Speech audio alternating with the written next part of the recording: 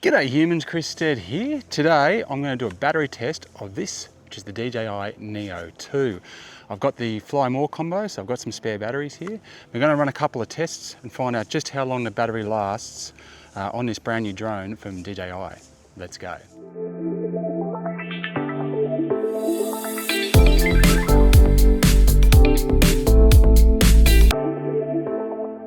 Okay, so let's talk about the battery experience here on the DJI Neo 2. So one of the things is it's a new battery size, so it's not the same as the battery that you would have got on the DJI Neo if you had that. So that's a bit of a bummer. It means that if you've already got the Neo and you're hoping that you'd, already have a couple of spare batteries ready to go, that's not going to be the case.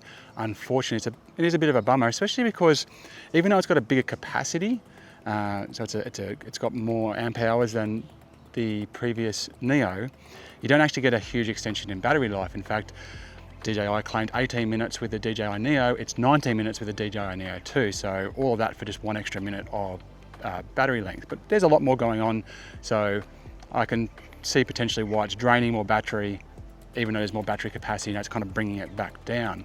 Now the reality is, if you want to get 19 minutes on this, you're pretty much just going to have to find somewhere where there's absolutely no wind and just hover it and not do anything. And you might get to that 19-minute mark. That's obviously not a real world use case. And certainly every single time that I powered it up and turned it on, it hasn't even started at 19 minutes. As soon as you take off, it's like already down to about 12 or so. But we're going to do a bit of a couple of tests here. So at the moment, you can't really tell down here, but up there's a bit of a breeze going on. Now it does have a stronger wind tolerance than the Neo. It's up to a wind tolerance of 5. I'm not sure what the metric is there. Up from 4 with the DJI Neo 1. But what I found is that that's still quite low, and it doesn't take too much of a stiff breeze for it to start going, hey, strong wind warning, we're panicking here. But anyway, what I'm going to do on the first test is I'm just going to send it straight up. I don't know, it can go up to 120 meters. That's kind of the ceiling on it. I've got a feeling at 120 meters it's going to be too windy for it, but we'll see how we go. I'll try and get at least 60, and I'm just going to let it hover there until the battery runs out, and we're going to see how long it lasts. So that's just going to give you some real world use case of if you were doing some shoots where you're just flying it up and trying to get some top-down perspectives, maybe on a campsite or a sporting game, whatever it happens to be. That's going to give you a bit of an idea of what you're going to get there. Then what I'm going to do is I'm going to put in a new battery, because I've got the Fly Combo kit, so I've got these 2 extra batteries here, and I'm going to fly it basically more down head level, maybe 3 or 4 meters, slightly higher, and just go up and down this space that I've got here, and just see how many laps I can do. So that'll be fighting the wind on the return lap, going with the wind on the back lap, but obviously moving. And we're going to see what kind of battery length we can get out of it there, and hopefully be able to give you a real world indication of how long you're going to get. Now the range with the N3 controller that I've got that came with it in the Fly More combo can go up to 10 kilometers. Now my thought pattern here is I'm going to do a range test video as well, is that it's not going to make it to 10 kilometers before that battery goes down. In my tests so far, just mucking around with the kids, doing some active tracking, weaving in between the trees, just mucking around or something, the battery has drained quite quickly. We're talking 10 minutes or so, like constant movement style stuff, which is not much. But anyway, look, I'm getting ahead of myself. Let's do the test and find out where we end up. Okay, so I've got the stopwatch going. It's also got the countdown on the actual phone. I can see, but that's going down a lot faster than per second rate. So I've been up now for 2 minutes, and I'm getting a 10 minutes to go warning at 82%. I've gone up to 120 meters, so it's quite high. I think it's quite interesting that I can still hear it quite clearly up there. So it is a louder sound than say like the Mini 4 that I've got. But yeah, so been up there for 2 minutes so far. Shame we've got 9 minutes to go, but it's going down a lot faster. Like I said, it's counting down in, faster than per second. So obviously there's gusts of wind that are going to play into it as well. But we'll see how she goes. What are we going to get to? Okay, so she's returning to home. So it's still saying that it's got 2.5 minutes worth of battery left. I've just hit 9 minutes on the stopwatch. So at about 8:40, I think it's beeping because it's coming back home. It's 8 minutes 40 was when basically it started to go, hey, I need to go home now, or I'm worried I won't make it. So it's still going, but it is returning home. So if you were using this in a real world example right now, whatever you were doing, you'd have to stop anyway and come down. And it's coming down now from 120 meters. It's getting it didn't get any strong wind warnings when it was up there, but it's got some strong wind warnings on the way down, which I suspect is it going, hey, I'm a bit worried about the battery life. Anyway, so I'll go make sure she lands safely and then we'll have a chat. All right, so there we go. She's just landed back in my hand. Just put your palm out and it just lands perfectly in your palm. It's really cool. So the stopwatch is saying 10 minutes and 15 seconds in total. And like I said, it started coming down at about 8:40. So you've really got 8 minutes and 40 seconds in this environment, which isn't going to be the same as yours, but just as an example of a real world test. So that just went straight up to 120 meters, sat there, hovered, didn't move, just sat exactly where it was. And then at 8 minutes 40, it went, I want to come home now.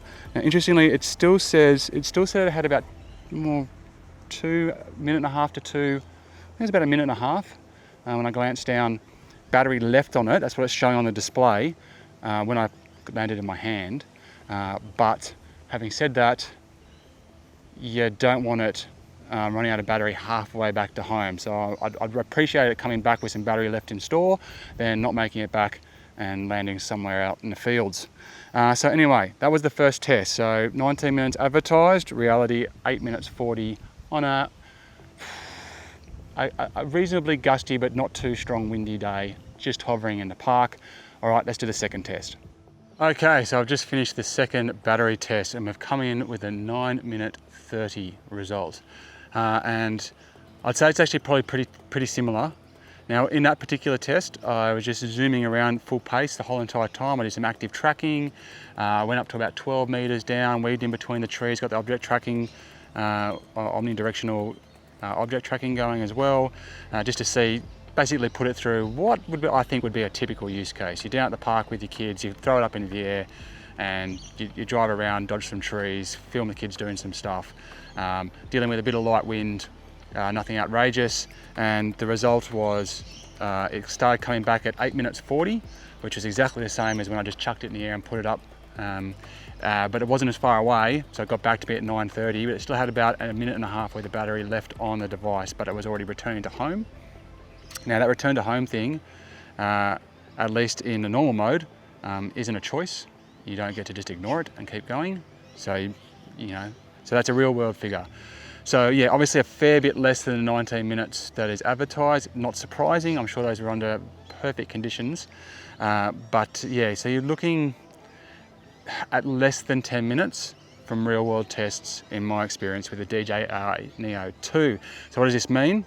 It means, I think, for most consumers, getting that fly more combo is probably the way to go.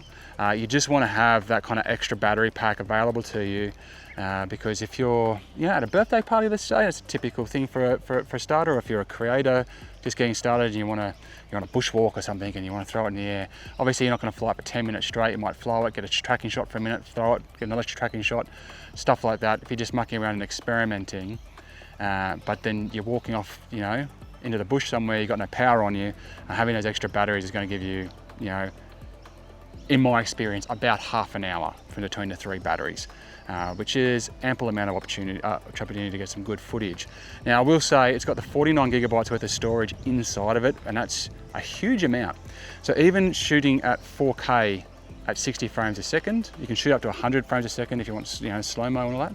But at 4K 60, which I think is probably the max most people want to use, that's what I use on my travel vlogs, is going to give you about an hour and a half's worth of footage storage. So that's a lot if you're only running a battery for 10 minutes at a time. And obviously if you drop down to 1080p, you're getting even longer than that, significantly longer than that, in terms of the amount of footage you're going to get. So I think the internal storage is awesome, but it significantly outweighs the battery life. And what's really interesting is that if because it's not an SD card, it's just stored on the device. There's no SD card slot for you to kind of take or swap around. You really want to be thinking about getting your content off this before you throw it up again. So while it's handy to have 49 gigabytes worth of storage available to you, even at the high settings, by the time your battery runs out, you're probably only going to have about half an hour's worth of footage, or 10 minutes if you've only got one battery.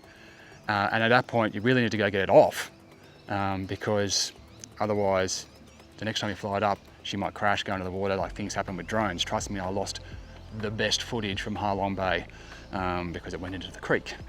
So, yeah, I think that's kind of interesting. What you can do though, if you've got a USB-C, is just plug it into your phone and just act like a hard drive. Just go to your files, swap it over to your phone, or do it through Wi-Fi if you want, a slower method, and just transfer it across and send it back up.